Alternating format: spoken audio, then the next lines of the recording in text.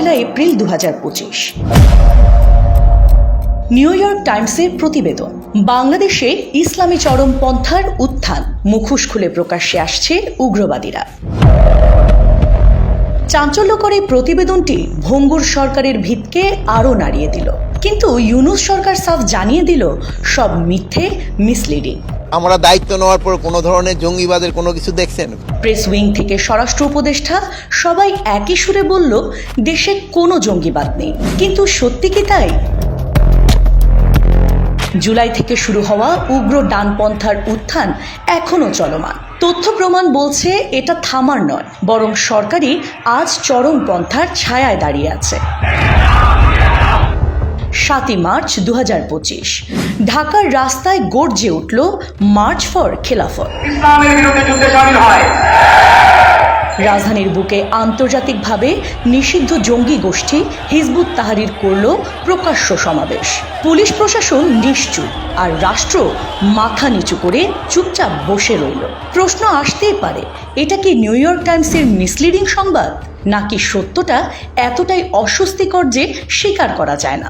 উত্তর লুকিয়ে আছে 12 ফেব্রুয়ারির একটি নিয়োগে। মোহাম্মদ এজাজ, ছাত্র জীবনে ইসলামী ছাত্র শিবির করা হিজবুত তাহরির শীর্ষ নেতা, যে কিনা দুবার গ্রেফতার হয়েছিল, তাকেই কিনা ঢাকা উত্তর সিটি কর্পোরেশনের প্রশাসক বানায় ইউনূস। 2014 সালের 3 সেপ্টেম্বর সিটি স্পেশাল ব্রাঞ্চের এক রিপোর্টে দেখা যায় হিজবুত তাহরিরের শীর্ষ 5 নেতার একজন ছিলেন মোহাম্মদ এজাজ। সে বছরই প্রচারণা ও অর্থায়নের অভিযোগে তাকে বিশেষ ক্ষমতা আইনে গ্রেফতার করা হয়। জেল থেকে বেরিয়ে তিনি আবারও সংগঠনে সক্রিয় হন। 5 আগস্ট 2024-এর রাজনৈতিক পালাবদলের পর 10 নভেম্বর এজাজ সহ তার সহযোগীরা মামলা থেকে খালাস পান। এরপর থেকেই তিনি হিজবুত তাহরিরকে বৈধ করার জন্য তদবিরে নেমে পড়েন। আর এখন ইউনূসের আশীর্বাদে রাষ্ট্রের গুরুত্বপূর্ণ পদে বসে উগ্রবাদকে প্রশ্রয় দিচ্ছেন এজাজ। আর এ কারণেই 7 মার্চের মিছিল শুধু হিজবুত তাহরিরের নয়, বরং সরকারে বসা চরমপন্থীদের প্রদর্শনী। বাংলাদেশকে জঙ্গিবাদের ভূমিতে রূপান্তরের ম্যাটিকুলাস ডিজাইন জুলাইয়ে শুরু হয়েছিল। 20 জুলাই 2024 নরসিংদী কারাগারে হামলা করে 9 জঙ্গিকে প্রকাশ্য দিবালোকে ছিনিয়ে নেওয়া হলো। একইভাবে কাশিমপুর হাই সিকিউরিটি জেলে লুট করা হলো পুলিশের অস্ত্র। 209 বন্দীকে ছাড়িয়ে নেওয়া হলো, যার মধ্যে শতাধিক জঙ্গি ছিল। এসব জঙ্গিদের গ্রেফতারের কোনো উদ্যোগ তো নেয়নি, উল্টো নিষিদ্ধ জঙ্গি সংগঠন আনসারুল্লাহ বাংলা টিমের প্রধান রাজীব হায়দার সহ অসংখ্য ব্লগার হত্যার মাস্টারমাইন্ড মুফতি জসিমউদ্দিন রহমানীকে মুক্তি দেয়া হয়।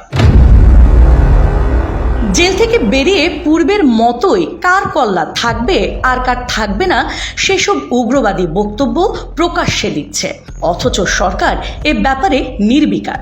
এই পরিবেশেই উগ্র চরমপন্থার সফট ভার্সন তৌহিদি জনতার আবির্ভাব। ঢাকা বিশ্ববিদ্যালয়ের নারী শিক্ষার্থীকে পোশাক নিয়ে হেনস্থা করা হলো প্রকাশ্যে। পুলিশ অভিযুক্তকে আটক করলেও শাহবাগ থানা ঘেরাও করে তাকে ছিনিয়ে নেয় তৌহিদি জনতা।